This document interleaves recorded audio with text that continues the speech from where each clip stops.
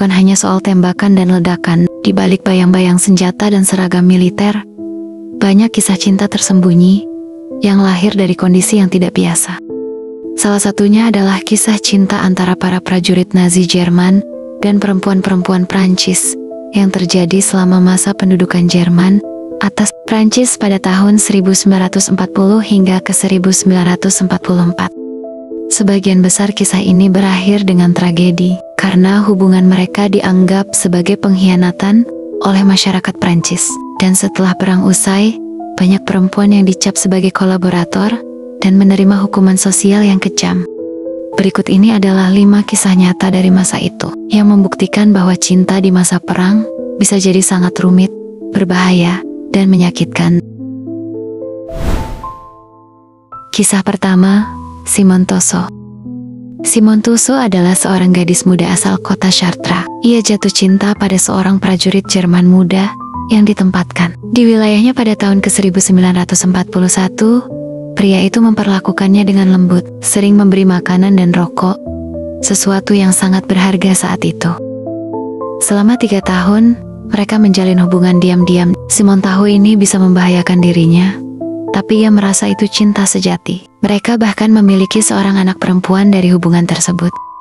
Namun ketika Jerman kalah perang dan Prancis dibebaskan pada 1944, semua berubah drastis. Simone dianggap sebagai pengkhianat oleh tetangganya. Ia dipermalukan di depan publik, rambutnya dicukur habis, wajahnya dicoret arang, dan ia diarak keliling kota sambil membawa anaknya.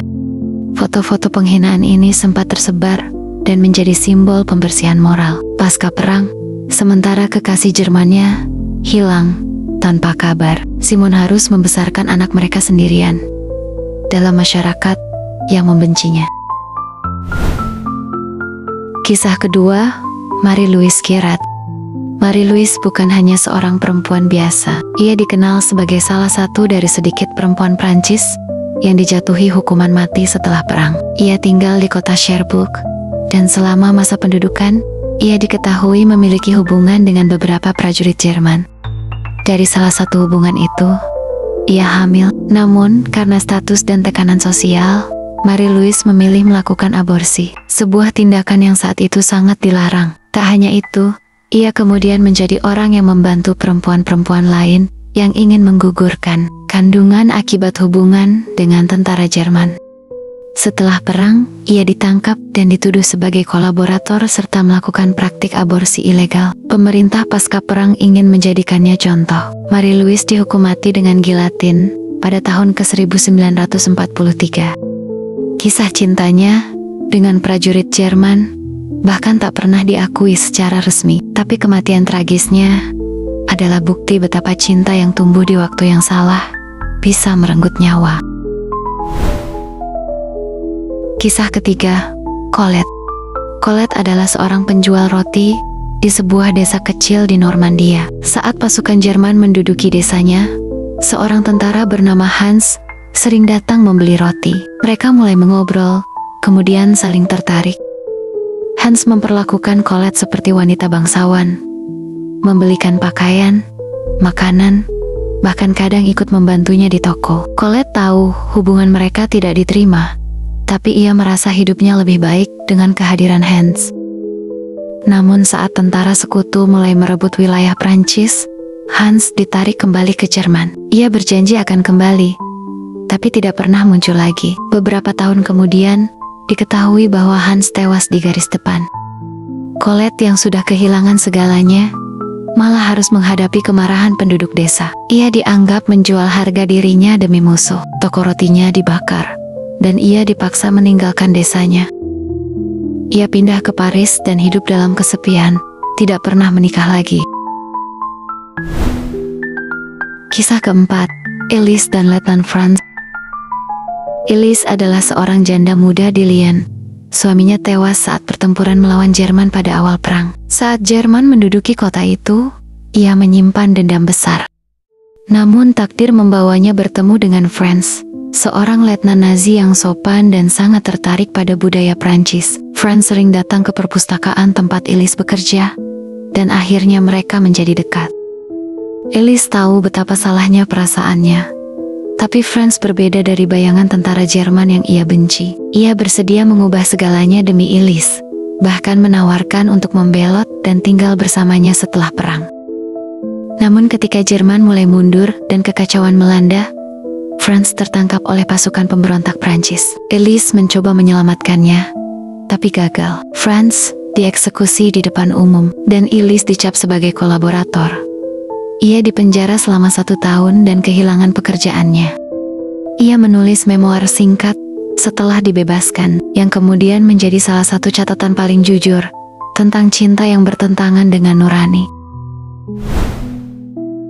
Kisah terakhir, Madeleine dan Otto.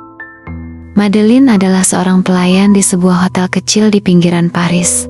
Ia bertemu Otto, seorang perwira Nazi yang menginap di hotel tersebut untuk waktu lama. Otto dikenal tenang dan sangat menghormati budaya Prancis. Hubungan mereka tumbuh dari percakapan kecil menjadi hubungan fisik dan emosional yang mendalam. Madeleine hamil, dan Otto bersumpah akan melindungi anak itu apapun yang terjadi. Namun ketika Prancis dibebaskan dan pasukan Jerman dipukul mundur, Otto harus pergi. Ia meminta Madeleine untuk melarikan diri, tapi ia menolak. Ia percaya masyarakat akan mengerti bahwa ini cinta, bukan pengkhianatan. Ia salah besar. Setelah melahirkan, bayi mereka yang berwajah Jerman menjadi sasaran kebencian. Sekelompok warga menyerbu rumahnya dan membunuh bayinya secara brutal. Madeleine trauma berat dan mencoba bunuh diri 2 kali, namun selamat. Ia akhirnya melarikan diri ke Swiss dan tak pernah kembali ke Prancis. Otto yang bertahan hidup mencari tahu tentang Madeleine bertahun-tahun kemudian, tapi tidak pernah berhasil menemukannya. Kisah-kisah ini nyata, tragis, dan menyakitkan. Mereka menunjukkan bahwa cinta di masa perang bukan hanya soal 2 orang saling mencintai, tapi juga soal konteks, identitas, dan tekanan sosial. Para perempuan ini tidak selalu bersalah. Sebagian memang cinta, sebagian lainnya mencari perlindungan atau sekadar makanan untuk bertahan hidup. Tapi di mata masyarakat saat itu, semua dianggap pengkhianat. Setelah perang usai, ribuan perempuan Prancis dipermalukan, dihukum, bahkan dibunuh hanya karena menjalin hubungan dengan tentara Jerman. Ini adalah bab kelam dari sejarah yang jarang dibahas secara mendalam. Karena cinta, seperti perang, kadang tidak adil memilih siapa yang jadi korban. Sampai jumpa lagi di kisah selanjutnya.